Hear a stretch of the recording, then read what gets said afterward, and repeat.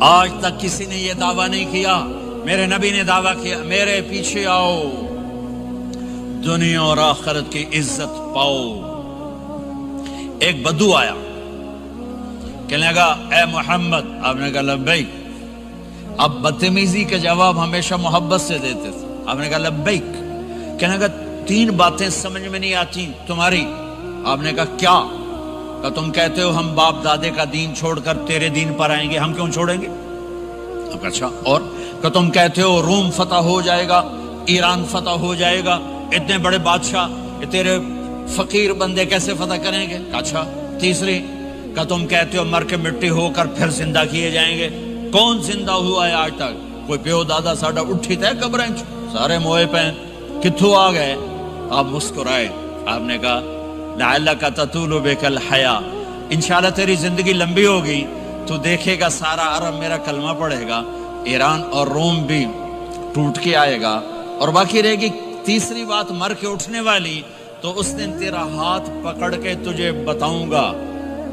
تیسری گل پوری ہوئی کہ نہیں ہوئی؟ وہ کہنے لگا میں نہ مانوں، بڑا کوئی تکڑا ہے، واپس ہی ٹر گیا۔ جب مکہ فتح ہوا، عرب مسلمان ہو گئے، کہنے لگے ایک غلطہ ہو گئی۔ حضرت عمر کے زمانے میں ایران بھی فتح ہو گیا اور روم بھی فتح ہو گیا، کہنے لگے دوئی بھی ہوگی کہ دیں تری ہو ہی نہ جاوے، بھلیا کلمہ پڑھ لائے۔ تو اس نے کلمہ پڑھا اور ہجرت کر کے مدینے آ گیا اور زندگی مدینے گزاری۔ حضرت عمر جب وہ آتا ان کی مجلس میں، حضرت عمر اس کو فل پروٹوکول دیتے، تو صحابہ حیران ہوتے، ایک بدو کے لیے عمر جیسا بندہ پروٹوکول کیوں دیتا ہے؟ تو ایک دن انہوں نے فرمایا میں تمہیں بتاؤں میں سے کیوں پروٹوکول دیتا ہوں؟ میں اس مجلس میں تھا جس میں یہ آیا تھا، اور اللہ کے نبی نے اسے فرمایا تھا قیامت کے دن تیرا ہاتھ پکڑ کے تجھے یاد دلاؤں گا کہ موت کے بعد زندگی ہے کہ نہیں، اور قیامت کے دن جس کا ہاتھ میرے نبی نے پکڑ لیا جنت میں پہنچانے سے پہلے کبھی نہیں چھوڑیں گے۔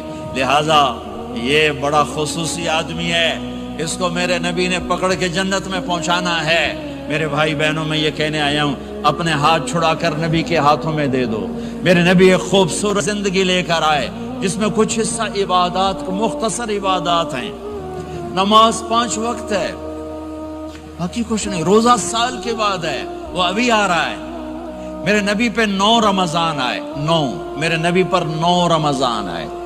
مدینہ جانے کے بعد ہجرت کے دوسرے سال شعبان کی 2 تاریخ کو پیر کے دن روزے کا فرض ہونا نازل ہوا، اور میرے نبی ستمبر میں پہنچے ہیں مدینہ منورہ، اور رمضان یوں پیچھے جا رہا ہے، ستمبر سے اگست میں آیا ہے، اگست سے جولائی میں آیا ہے، اور جولائی سے جون میں آیا ہے، اور میرے نبی اللہ کے پاس چلے گئے۔ سارا رمضان میرے نبی نے گرمی کا گزارا، 9 رمضان سارے گرمی کے روزے، اور میرے نبی کی سحری ہوتی تھی 2 کھجور اور 1 گلاس پانی پر روزہ رکھتے تھے عام طور پر، کبھی کبھی کھانے کو بھی مل جاتا تھا، لیکن 2-3 کھجوریں اور 1 گلاس پانی، اس پر میرے نبی نے 9 رمضان گزارے، اعتکاف کر کے دکھایا، پورا مہینہ 20 دن 10 دن، پھر ساری زندگی 10 دن کا اعتکاف فرمایا شب قدر کی تلاش میں، اور امت کو خوشخبری سنائی۔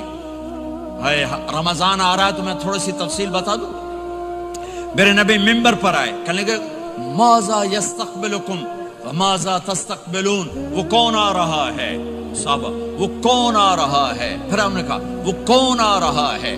حضرت عمر کھڑے ہو گئے، یا رسول اللہ اوحی نزل، کیا کوئی وحی آ گئی؟ کہا کیا کوئی دشمن آ گیا؟ نہیں۔ تو پھر کون آ رہا ہے؟ آپ نے کہا رمضان آ رہا ہے، رمضان آ رہا ہے۔ جنت کے دروازے کھل گئے، جہنم کے دروازے بند ہو گئے، رات کی تراویح کی نماز ملی۔ آپ کا رمضان آج کل بڑا اوکھا ہوگا لیکن اجر بھی بڑا ہوگا۔ میں نے ایک دن پہلے واپسی رکھی بھی، 18 گھنٹے کون ہی تھے بھوکا رہے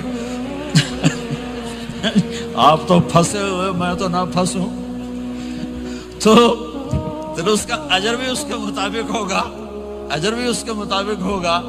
تو میرے نبی کا سارا رمضان گرمیوں میں گزرا ہے، گرمیوں میں گزرا ہے، اور آپ نے 3 دن تراویح کی نماز پڑھائی۔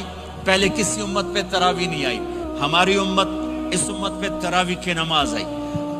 پہلی امت کا روزہ مشکل تو ہمیں ایک آسانی ملی، قیس بن سرمہ، پہلی امت کا روزہ 24 گھنٹے 24 گھنٹے 24 گھنٹے، جب ہمارے اوپر رمضان آیا 24 گھنٹے، پہلا روزہ، دوسرا روزہ۔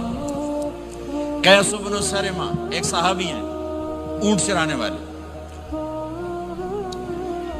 اگلا روزہ کیسے شروع ہوتا تھا؟